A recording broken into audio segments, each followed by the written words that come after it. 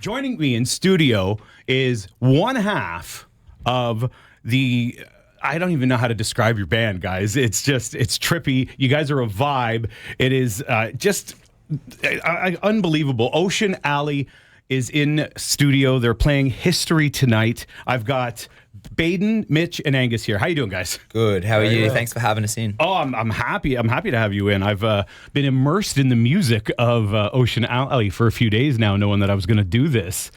And I read so much about you guys, to describe the sound of your band. But the word that just comes to mind for me is it's a vibe. You guys have such a great feeling overall, and the new album is called Love Balloon, which comes out in September, right? Correct. So I guess I'll start with, what the hell's a love balloon?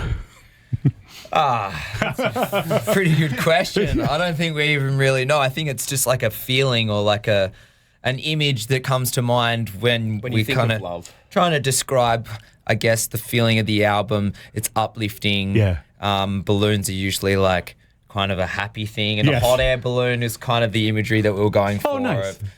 Floating high and feeling all the feels. When I read other reviews and whatnot, the word psychedelic comes up a lot. What were you guys? How'd you all get together? Were you guys in like school together, other bands, and found each other? Yeah, we were just mates at home, hanging out, and started in a garage like everyone does. Yeah. So it's just same neighborhood kind of thing. Same neighborhood. Same neighborhood. Some of us went to school together. Through a few different schools, but mostly just kicking around the local area at the beach, and we had nothing better to do. So sure, of course. Well, that's what you do when you're that age, right? It's been like good 12 years since that first EP, right? 12, 13 years. Yeah. How would you describe just the difference in how you made music then to how you make music now?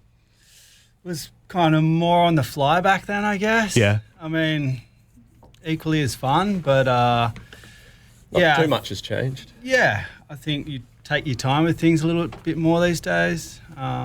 You've had an interesting rise because you guys have had something go really viral, right? You had one of your songs go like crazy with the TikTok, as the kids call it. I'm way too old to use it. Way. And with confidence. How did that affect you guys personally? Like, because you've already kind of put that song out there and it was what it was. Did that change the song for you? It was a pretty weird experience, one, because none of us in the band use TikTok, and we have a band TikTok, but it's not run by us. Right. We've got a team that do that, and they're very good. But we were sort of just being relayed this information and like the stats, and being like, something's happening online, and you boys are kind of going to have to roll with something kind of new. It was a sped up version, and right. We were just happy people just having fun with our music, because that's why we do it. So it's like, we're like, whatever, cool. If they're enjoying it, it's all good. Yeah, I know in Australia it's Triple J, right? Yeah, that's the station, right? Like it's a national, like it's a network, national broadcast. Yeah. Do you guys have like what we have here, where we have CanCon, we have Canadian content rules, where we have to play so much Canadian music? Does Australia have that, where they have to support your own? Is there a number? I believe Triple J is that station. Yeah, they kind of the champion Australian. They're not commercial, so they're okay. Government funded. Government funded. Oh, it's okay. A lot of the stuff that they do is sort of to give young Australian artists a platform to find their feet and build a career, and get ears on music, etc. So they've played a huge part in our career, and it's kind of interesting to sort of come abroad and see that there's so many platforms and stations that you can kind of... At home, that's the one when you're starting off. You want them. Well, that's sort of the only viable platform you could get on when it comes to radio, because all the others are commercial stations, and they're not going to play nobody garage bands. And Triple J, I guess, look for smaller artists to kind of fill out all the festival scenes and stuff like that. So were you played by them when you were unsigned? Well, we're still unsigned. We're still unsigned, yeah. Oh, you're still technically unsigned? Yeah, we're an independent act. Okay.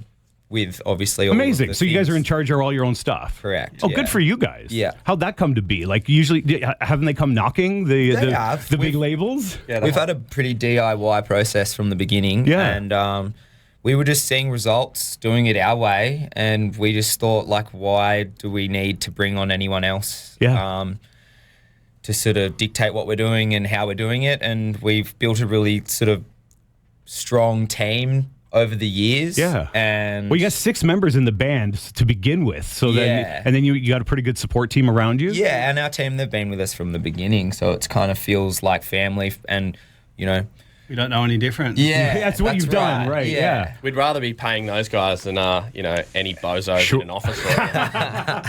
No, I totally get that. I think it's amazing. The DIY process of it seems so unattainable, but yet you guys have somehow figured it out. It was in that moment when it was relatively attainable, sort of as the big record labels were becoming less popular. Sure. But before all this viral stuff, it was kind of, we were just doing our own marketing and posting, our adventures before we had a team on Instagram and stuff. Right. And built up a loyal fan base, just touring heaps in Australia. Yeah. Playing small shows, and then it just went from there. It really is about getting out and doing the shows live. Yeah, it is. Do you remember the moment when you were like, oh, they get us? Or like when they started singing back?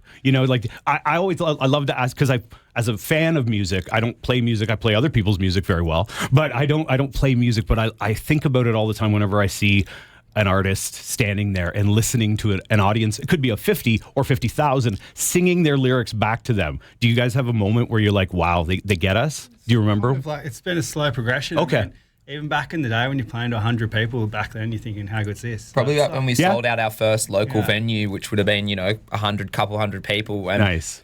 everyone in that room is there because they love your music. Yeah. And like that just creates an atmosphere. It doesn't really matter the size of the room or the amount of people, just the energy of the people there that want to share that music moment with you. And that's, I don't know, I think I could probably remember, like playing a Mona pub or something like that, which is our local pub. And and everyone's going nuts. It's a Saturday night. We were young. Everyone in the room's kind of on the same. So fun.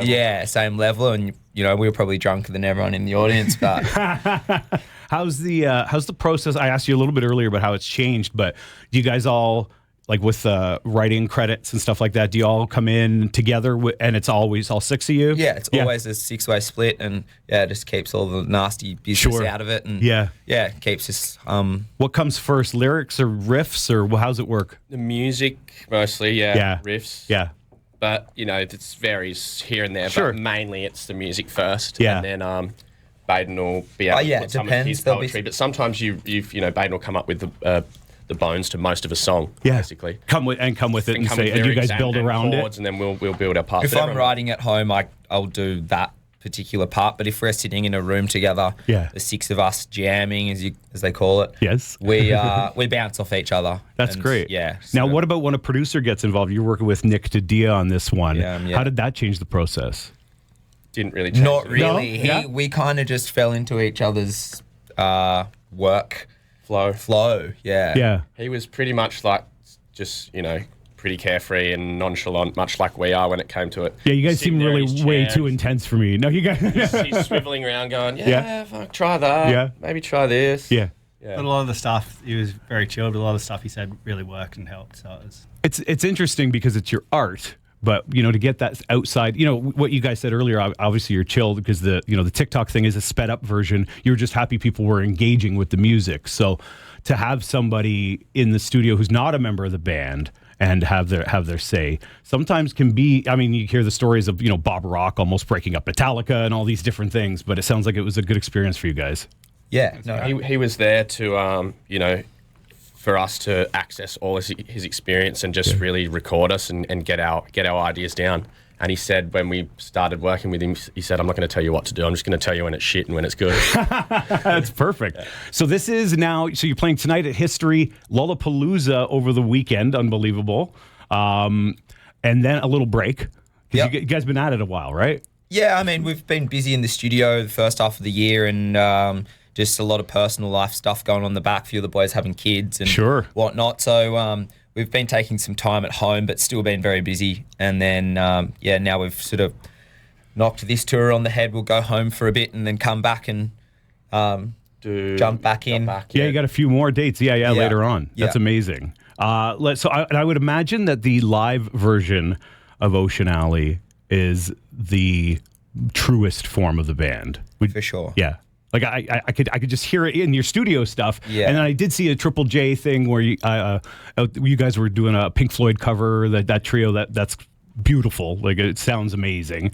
When people come tonight, is it how much of the new album are they going to get? How's what's it going to be like? We're doing like about a third of the new album. Yeah. We're trialing a new unreleased one that we've been doing this run, which Nice. has been fun. Yeah, so if you're coming down to History tonight, you get to see an unreleased track. There you go. Yeah. There you go. Well, Ocean Alley, you guys are like really terrific. You seem really cool, and I love your music. Like, I have to admit, I started listening because of the interview, and you guys are a trip, man. I really, really like your music a lot, and anybody who gets to go to History tonight is very, very fortunate. Thanks so much for coming in. I think you're going to do a couple songs for us, right? Yeah, we are. Yeah, thanks for having us. Thank you. Cool. All right. The guys from Ocean Alley are kind enough to play us unreleased song. That's going to be the last track off Love Balloon. It's called Drenched, and if you're going to History tonight, you're going to hear it. So now, without further ado, it's Ocean Alley and Drenched.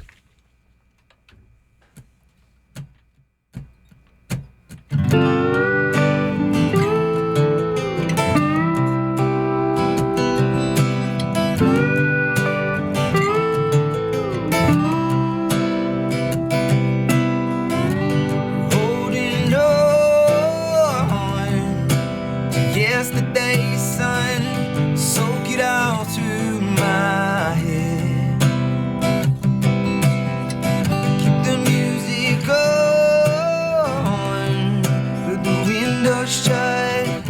I need a little moment to reflect.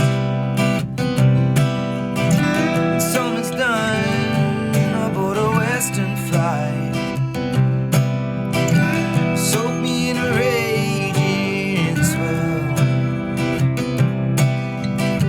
and all alone, I should have had a look outside to find a little sunshine in my space.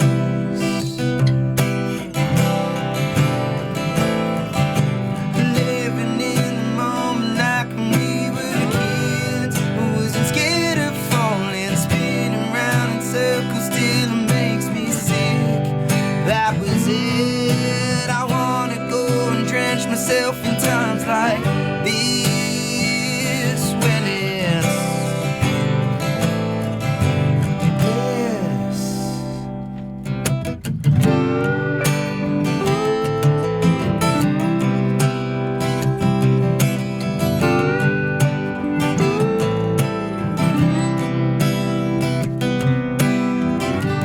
Moving on. Now yesterday's done. The rain is soft on my head. I turn the music off and forget myself. I feel I gotta call on my friends. When I become a little hard to bite, tell me I'm not doing well. And all alone, I should have had a look inside, find a little sunshine in my space, so I could change, so I could change. Living in the moment like when we were kids. I wasn't scared of falling, spinning around in circles till it makes me sick. That was it. I wanna go and drench myself in times like this, when it's bliss.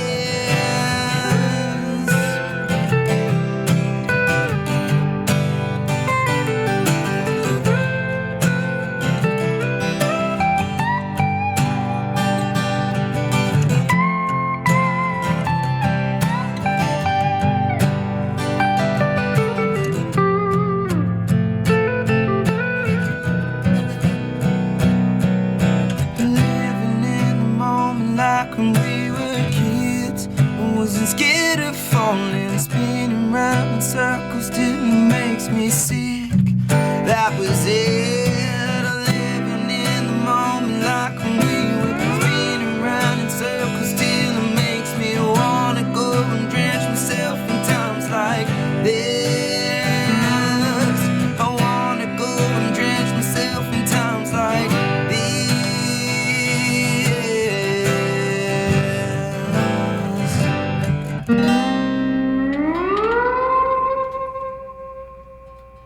Wow. Thank you so much. Oh my gosh. Woo! That's Drenched. Love Balloon. Last track. Thank you. Oh man, that's beautiful. That Fender over there sounded an awful lot like a steel, like a steel guitar, kind of like a pedal guitar. I don't know, table with guitar. the You know? lap steel, Yeah. It sounds amazing, man. Yeah, that's great. Okay, that's wow. That's Ocean Alley. I expect them tonight at History. You can catch that song at some point during the set with all 6 members. A little fuller sound, I guess. Right, yeah. And you got time for one more for us here. What are we going to listen to? Yeah, and we're gonna we'll play for you Tangerine. Okay, perfect. Which, is a released one off the record Love Balloons. That's right. Perfect. Looking forward to hearing it. Here we go. It's Tangerine. It's Ocean Alley. Indie88.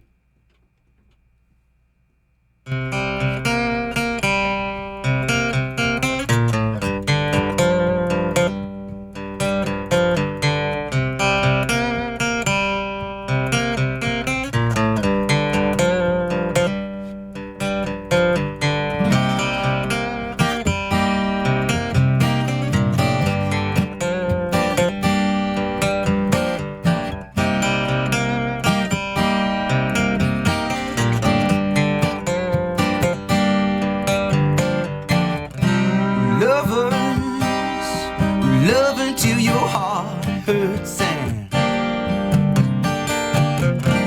wander till you reach your destination.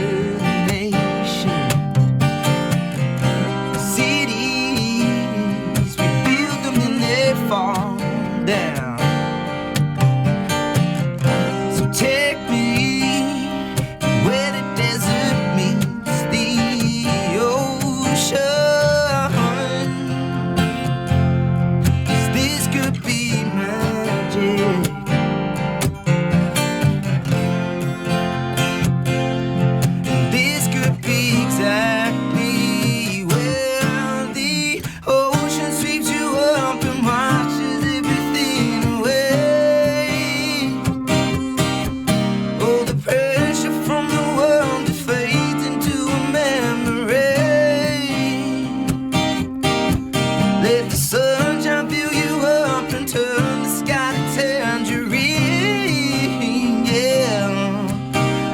Sunshine fill you up and turn the sky to tangerine.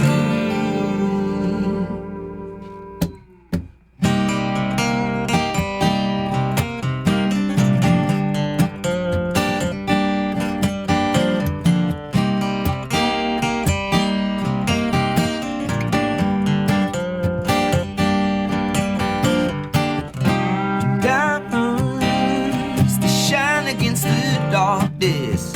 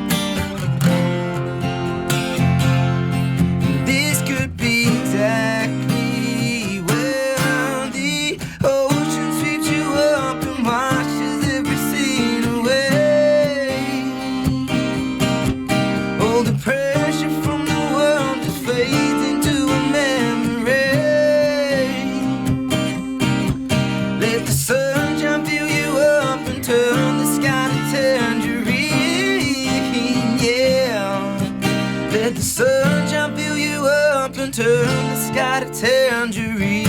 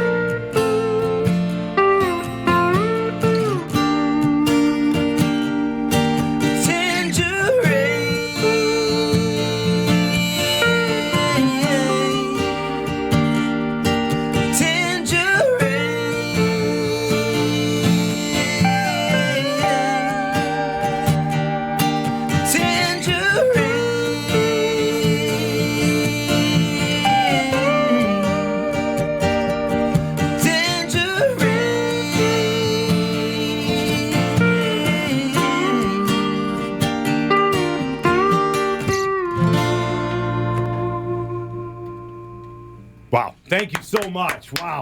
Tangerine off of Love Balloon out in September. Ocean Alley, thanks so much. Have fun at History tonight, and hope to see you back through Toronto sometime soon. Just a phenomenal performance. Thank you so much. Thank you so much for having us. Thanks. Cheers.